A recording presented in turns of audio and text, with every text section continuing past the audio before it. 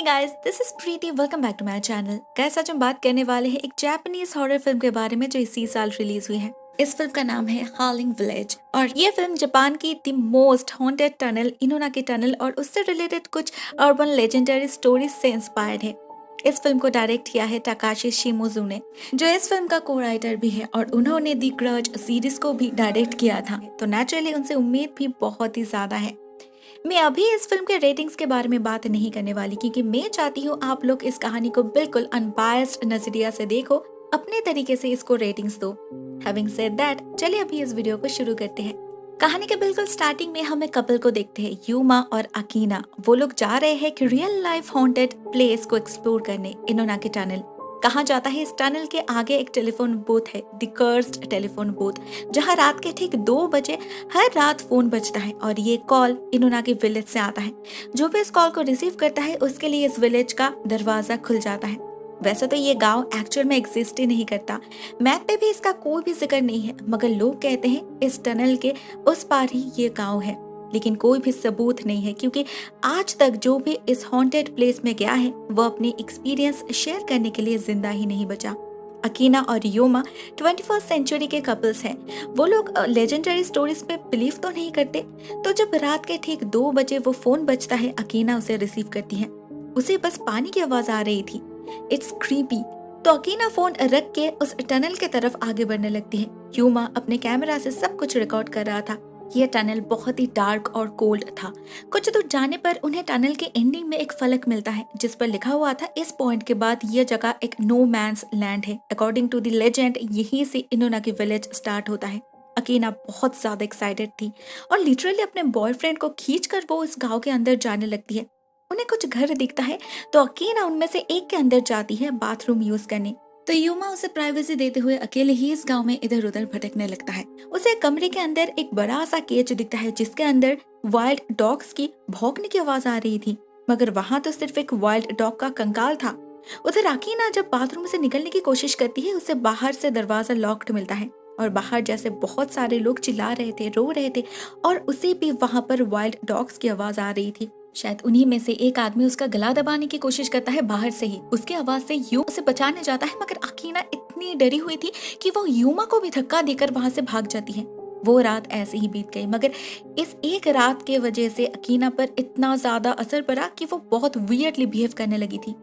एक ही गाना गा रही थी, बार बार अपने आप से बात कर रही थी, हंस रही थी, चलते चलते टॉयलेट कर रही थी और उसके पेंटिंग्स वो भी तो बहुत ही अजीब थे। तो इस हालत में उसे संभालने के लिए यूमा अपनी छोटी बहन से कांटेक्ट करता है, डॉक्टर कनाए। वो एक साइकोलॉजिस्ट है और उससे भी ज्यादा इम्पोर्टेंटली वो स्पिरिट्स को देख सकती है। जस्ट फॉर एन एग्जाम्पल, हम देखते हैं एक माँ अपने बेटे को लेकर कनाए के साथ कंसल्ट करने आई है। ये लड़का रोयटारो पिछले कुछ दिनों से बहुत डिप्रेस्ड रहने लगा है। उसे रात में डरावने सपने आने लगे हैं, मगर वो अपने पेरेंट्स से कुछ नहीं कह रहा। कनाए प्राइवेटली रोयटारो से बात करती है और उसे पता चलता है इस बच्चे को भी उसी की तरह स्पिरिट्स दिखती हैं, स्पेशली एक लेडी की जिसे वो माँ कह रहा था। और वो बच्चा कनाए से इस बात को सीक्रेट रखने के लिए भी कहता है, नहीं तो उसकी माँ नाराज हो जाएगी। जाते वक्त कनाए ये भी नोटिस करती है रोयटारो किसी को देखकर हाथ हिला रहा था। उस तरफ देखने पर पहली बार कनाए को भी वो स्पिरिट दिखती है। इस हादसे से हमें पता चलता है कनाए कितनी सेंसिटिव है। अभी अकीना की जो हालत है, इसमें कोई डॉक्टर उसका इलाज तो नहीं कर सकते क्योंकि योमा का मानना था कि अकीना उस जगह पर जाने की वजह से ही कर्स्ड हो चुकी है, इसीलिए वो ये सब पागलपन कर रही है। जब कनाए और योमा बात कर रहे थे तब उनका छोटा भाई कोटा भी वहां पर था। उसे भी इस इनोनाकी टनल और विलेज पर एक प्रोजेक्ट बनाना था, तो वो भी वहां पर जाने की जिद करता है, मगर उनके डैड मिस्टर मोरिटा उसे वहां से डांट कर भगा देते हैं। लगता है इस डैड को कुछ तो पता है और वो अपने परिवार को उस कर्स्ड टनल से दूर रखने की कोशिश कर रहे हैं। एनीवेज, कनाए अकीना से मिलने जाती है और उसे देखकर ही उसे अजीब फील होने लगती है। कुछ देर बाद बाथरूम जाने के बहाने अकीना रूम से निकलती है और योमा के सामने ही एक टावर से जंप करके सुसाइड कर लेती है। ये योमा के लिए काफी शॉकिंग थी, मगर उसे इतना तो पता चल चुका था कि इसके लिए वो टनल ही जिम्मेदार है। और ये बात सच भी है शायद, क्योंकि अकीना के फॉरेंसिक रिपोर्ट में ये क्लियरली बताया गया था कि उसकी मौत डूबने की वजह से हुई थी, जो कि बहुत ही ज्यादा एबनॉर्मल है क्योंकि वहां पर कोई पानी नहीं था। जिसने ये ऑटोप्सी की थी डॉक्टर यामानोबी, वो योमा के डैड मिस्टर मोरेटा से मिलकर पर्सनली उन्हें ये इन्फॉर्मेशन देते हैं। और उन दोनों के बातों से हमें लगता है कि उन दोनों को भी इस कर्स्ड विलेज के बारे में बहुत कुछ पता है, जो मिस्टर मोरिटा बार बार डिनाई करने की कोशिश कर रहे थे। रेदर वो मानने से डर रहे थे।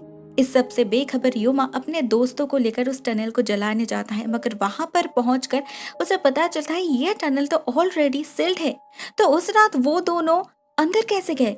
सभी दोस्त टनल के बाहर ही रुक गए थे, सिर्फ युमा अंदर जाता है सभी के मना करने के बावजूद। मगर उन्हें पता ही नहीं था उसका छोटा भाई कोटा भी उनके साथ गया था, उन्हीं के गाड़ी में छुपकर।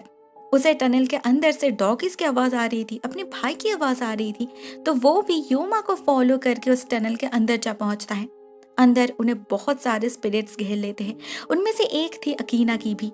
ये सभी लोग उसी गांव के थे, वही गाना गा रहे थे और फाइनली हमें उस बंद टनल के बाहर से सिर्फ युमा की चिल्लाने की आवाज सुनाई देती है, which suggests कि शायद वो मर चुका है या फिर कुछ उससे भी ज्यादा भयानक। जब बहुत देर वेट करने के बाद युमा बाहर नहीं निकलता तो उसके दोस्त उसके पेरेंट्स और कनाए को इन्फॉर्म करते हैं और वो लोग पुलिस को। वहां पर उन्हें कोटा का कैमरा और बैग मिलता है, जिससे वो लोग श्योर हो जाते हैं कि वो दोनों भाई ही यहाँ पर ही है। ऐसे हालत में एक माँ अपने आप को कैसे कंट्रोल कर सकती है? यहाँ पर भी हालत सेम ही है। मिसेस मोरिटा, युमा की माँ, टेंशन में जैसे पागल हो चुकी थी। वो अकेले ही दीवार के उस तरफ जाने की, मतलब टनल के अंदर जाने की कोशिश करती है। रोकने पर वो 2 ऑफिसर्स को नोच देती है और अपने पति मिस्टर मोरिटा को काट देती है, बिल्कुल एक डॉगी की तरह। अपनी माँ की ऐसी हालत देखकर कनाए बहुत ही ज्यादा डर गई थी, लेकिन उसे हॉस्पिटल से कॉल मिलता है कि रॉय टारो अचानक से सेंसलेस हो जाने की वजह से उसे हॉस्पिटल में एडमिट किया गया है। कनाए हॉस्पिटल पहुंचने के बाद उसे और एक बैड न्यूज मिलती है कि वो जो फॉरेंसिक एक्सपर्ट थे डॉक्टर यामानोबी, उनकी हालत अचानक से ही बहुत खराब हो चुकी है और उसे भी इसी हॉस्पिटल में एडमिट किया गया है क्योंकि उनके शरीर में भी पानी भरने लगा है। कनाए वो रात रॉय टारो के कमरे में ही ड्यूटी पर थी, मगर टायर्डनेस की वजह से वो सो गई थी। रात में जब उसकी आंखें खुलती है, रॉय टारो वहां पर नहीं था। कनाए को वो पेशेंट केबिन के बाहर मिलता है, जिसके अंदर डॉक्टर यामानोबी थे। रॉय टारो कहता है कि उसके ग्रैंडपा उसे इस कमरे में बुलाए हैं। अंदर झांकने पर उन्हें बहुत सारे आत्माएं दिखती है जो सभी डॉक्टर यामानोबी को घेर कर खड़े थे, और वो सारे आत्माएं वही गाना गा रहे थे जो कभी अकीना गाया करती थी।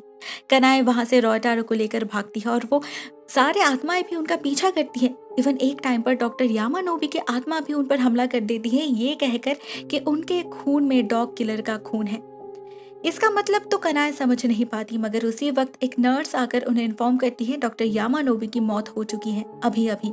कनाए बिल्कुल श्योर हो चुकी थी रॉय टारो के साथ ये जो सब कुछ हो रहा है, उसके स्पिरिट मॉम, ये सब के साथ उसके बैकग्राउंड का कुछ तो कनेक्शन है, मगर उसका बैकग्राउंड ही तो किसी को नहीं पता, क्योंकि अभी जिस फैमिली के साथ रॉय टारो रहता है वो लोग उसकी पेरेंट्स है ही नहीं। बस कुछ ही दिन पहले कनाए को इस बात का पता चला है रॉय टारो के पिता ने उसे अडॉप्ट किया था। असल में जन्म के वक्त ही उनका असली बच्चा गुजर गया था और तभी इसी हॉस्पिटल में और एक लेडी रॉय टारो को जन्म देकर गुजर गई। ना उनका कोई परिवार था, ना कोई जान पहचान के, तो इन लोगों ने रॉय टारो को अडॉप्ट कर लिया। मतलब ये हो सकता है वो जिसे देखता है वो सच में ही उसकी माँ है, और उस कमरे में उन आत्माओं के बीच सच में ही उसके दादाजी भी थे जो उसे बुला रहे थे। इसका मतलब उसके फैमिली के साथ भी शायद उस कर्स्ड विलेज का कोई कनेक्शन तो जरूर है, नहीं तो उसे वो गाना सुनाई नहीं देता, वो आत्माएं नहीं दिखती।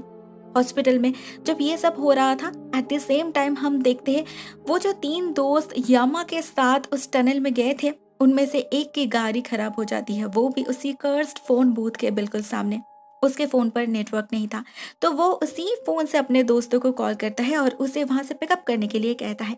उसके कहने पर बाकी 2 दोस्त वहां पर जाते हैं, मगर वो लड़का कहीं पर भी नहीं था। घड़ी पर समय हो रहा था रात के 2 बजे और अचानक से ही वो फोन बजने लगता है। वो लोग जैसे ही अंदर जाते हैं उसे रिसीव करने, बूथ का दरवाजा अपने आप लॉक हो जाता है और अंदर पानी भरने लगता है। बाहर से हमें वही सारे आत्माएं दिखती हैं जो लोग फिर से वही गाना गा रहे थे। धीरे धीरे ये पूरा बुत पानी से भर जाता है और उन 2 लड़कों की मौत हो जाती है, और ये आत्माएं उन दोनों के आत्मा को लेकर वहां से निकल जाते हैं। सुबह होने पर हमें सिर्फ उनकी लाश मिलती है, 3 लोगों की। कनाए को बार बार ऐसा लग रहा था कि इस सब का जवाब उसके पिता के पास जरूर होगा, तो वो उन्हें डायरेक्टली कन्फ्रंट करती है, मगर मिस्टर मोरिटा सिर्फ इतना कहते हैं कि ये सारा दोष उनके ब्लड लाइन का है। तो बाकी का जवाब पाने के लिए कनाए जाती है अपने नानू के पास। उसकी नानी अभी जिंदा नहीं है, मगर उसे पता चलता है कि उसकी नानी भी एक साइकिक ही थी, उन्हें भी स्पिरिट्स दिखती थी। तो कनाए को लगता है कि शायद उसके पिता जो कह रहे थे वो सच ही है। उसके पास ये जो स्पेशल पावर है वो उसे नानी से ही मिली होगी, मगर नानी को कहाँ से मिली वो नानू को नहीं पता, क्योंकि नानी का बैकग्राउंड किसी को नहीं पता। जब कनाए इनोना के विलेज के बारे में बताती है, उसके नानू तो चौंक ही जाते हैं। ये गांव तो सालों पहले डैम के नीचे दफन हो चुका है।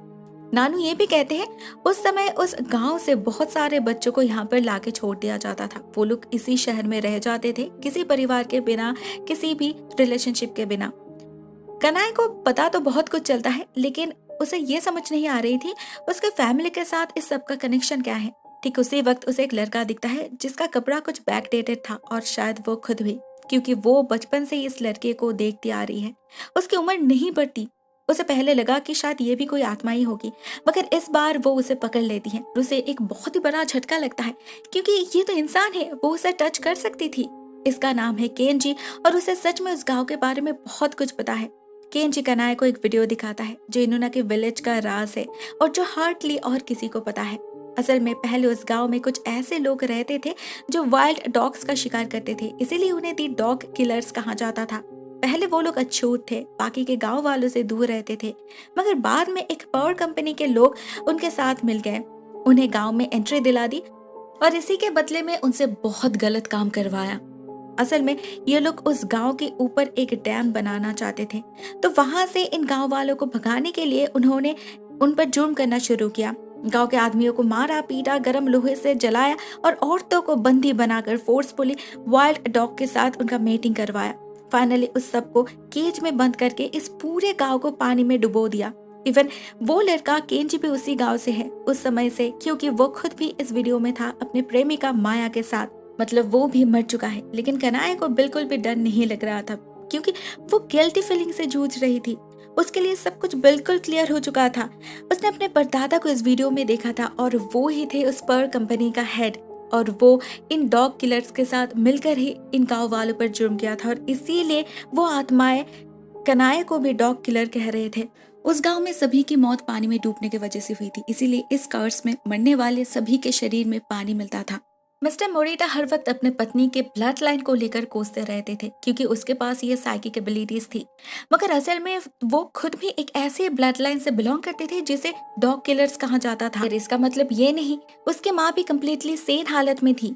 जब कनाए घर पहुंचती है, वो देखती है उसकी माँ बिल्कुल एक डॉगी की तरह बिहेव करने लगी थी। वो अपने आप में ही नहीं थी। कनाए ये सब कुछ और सहन नहीं कर पा रही थी, तो वो अपने दोनों भाई को ढूंढने के लिए निकल पड़ती है। उसे भी रात के ठीक 2 बजे उस कर्स्ड फोन बूथ पर उस कर्स्ड फोन की घंटी सुनाई देती है, और फोन रिसीव करने पर उसे कोटा की आवाज आती है। साथ में और भी कोई थी जो उसे नाम से बुला रही थी, कोई औरत। उसने फोन रिसीव कर लिया था, तो अभी उसके लिए वो टनल ओपन हो चुका था। अंदर जाते ही उसे वहाँ केंजी मिलता है। केंजी उसे लेकर उस घर में जाता है जहाँ यूमा गया था। घर के सामने उन्हें बहुत सारे लाश दिखती है, जिन्हें जंगली जानवर नोच नोच कर खा रहे थे। उस घर के अंदर एक केज में कनाए को अपने दोनों भाई मिल जाते हैं। वो उन्हें चाबी देकर खुद जाती है केंजी को फॉलो करते हैं ऊपर एक केज के अंदर एक वाइल्ड डॉग के साथ उन्हें माया मिलती है। उसके साथ एक न्यूबॉर्न बेबी भी थी। उस वाइल्ड डॉग के साथ मेटिंग की वजह से ही इस बच्चे का जन्म हुआ था। केंजी कनाए को इस बच्चे को लेकर यहाँ से भागने के लिए कहता है, क्योंकि ये जगह बहुत जल्द डूबने वाली है। ये बच्चा इस गांव के लिए बहुत ही ज्यादा इम्पोर्टेंट है, क्योंकि किसी भी हालत में इस गांव के ब्लड लाइन को कंटिन्यू करना ही होगा। कनाए वैसा ही करती है। वो अपने दोनों भाई को आजाद करके वहां से भाग निकलती है, मगर माया के शरीर में भी बदलाव आने लगे थे। वो एक ह्यूमन डॉग में कन्वर्ट होने लगी थी, और उसी हालत में वो अपने बच्चे को लेने कनाए को चेस करती है। केंजी उसे रोकने की बहुत कोशिश कर रहा था, मगर वो अकेला इनफ नहीं था, तो अपनी बहन को बचाने के लिए यूमा भी उसे रोकने जाता है, और कनाए उस बच्चे और कोटा को लेकर बाहर भाग निकलती है। जब वो लोग फाइनली टनल से निकलते हैं, तब तक सुबह हो चुकी थी। वो लोग एक घर के सामने जाकर बेहोश हो जाते हैं, मगर उनकी नींद टूटती है हॉस्पिटल में, और वो बच्चा उसी घर के सामने रह जाता है, जिसे और एक फैमिली अडॉप्ट कर लेते हैं। ये घर कनाए के नानू का था, तो हो सकता है उनके परिवार ही उस समय उस घर में रहते थे, उन लोगों ने ही उसे अपनाया, या फिर कोई और परिवार। बाद में पुलिस को यूमा की लाश भी मिलती है उसी डैम से, और उसके साथ और भी 2 लाशें थी जो सड़ चुके थे, जिनकी मौत सालों पहले हुई थी, और ये लाशें थी माया और केंजी की। मगर ये लाशें यहाँ पर कैसे पहुंची? केंजी अगर मर चुका था तो कनाए उसे टच कैसे कर पाई, और उस बच्चे का क्या हुआ? दोस्तों असल में जरूरत पड़ने पर ये टनल एक टाइम पोर्टल भी बन जाता था। वो बच्चा जिसे कनाया ने बचाया वो असल में उसकी ही नानी थी और केंजी और माया उसकी पेरेंट्स।